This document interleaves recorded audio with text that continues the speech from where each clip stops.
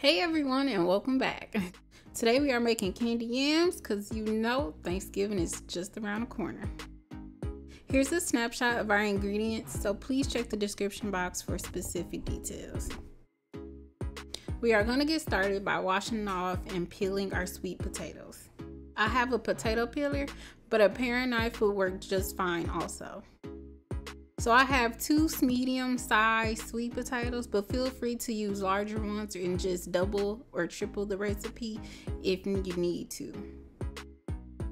Oh, also, please y'all, make sure you pat dry your sweet potatoes after each time you rinse them, or else the extra moisture will throw off your candying process.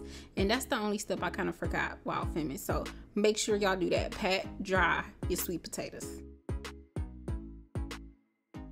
So using a very sharp knife or a heavy duty knife, carefully cut your sweet potatoes. These things are super thick and they hard to cut, so be careful. The thickness and size is up to you, but I prefer smaller round chunks for my sweet potatoes.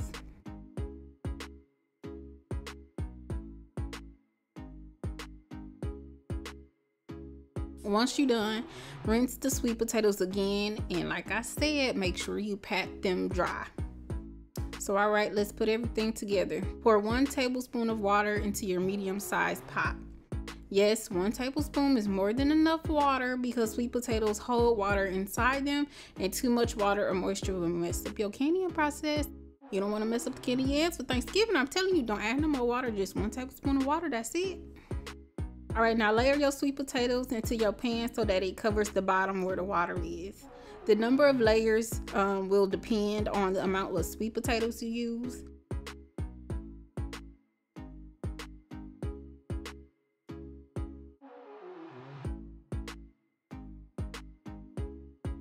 So, alright, measure out about ½ a cup of both regular sugar and brown sugar. Make sure you use brown sugar too. Pour half of your sugar and brown sugar over the first layer of sweet potatoes. Make sure you get all in the creases and crevices as well. See here, you want all that all over the sweet potatoes. Now repeat the previous steps by adding in your second layer of sweet potatoes over the sugar. Again, try to fit them in a single layer, and if there's any extra, just create another layer again after the sugar.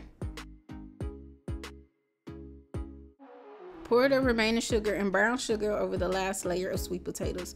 Remember, you want to get all up in them creases and crevices. You want the sugar everywhere. Here's how mine is looking. This step is optional, but I'm going to add just a little bit of vanilla. Now, I probably overdid it because I like vanilla, but 1 teaspoon is more than enough. Don't be like me.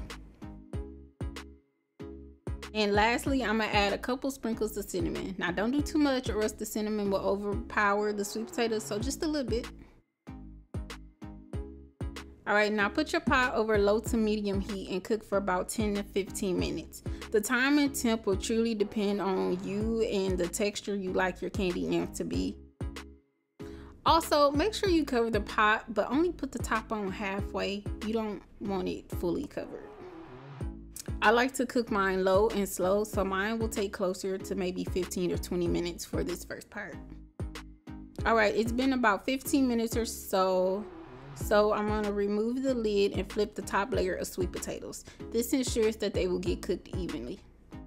Remember, the time to cook is really going to depend on how you like your candied yams. Some people like them a little firmer, so they don't cook them as long, and some like them like almost mashable, so you will cook them longer, but it's all up to you. Place the lid back on halfway on the pan and resume cooking. Here's another 10-minute check-in, and you can see the sugar is nice and bubbly like we want it to be, and it's coming along pretty nicely, so I will let this cook for about another 5 minutes and then they'll be done enough for me.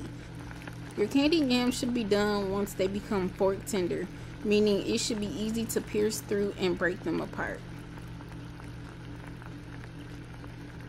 Remove your pot from the heat and add in your cubed butter. Make sure you get it in the creases and then put the lid back on to let the butter melt.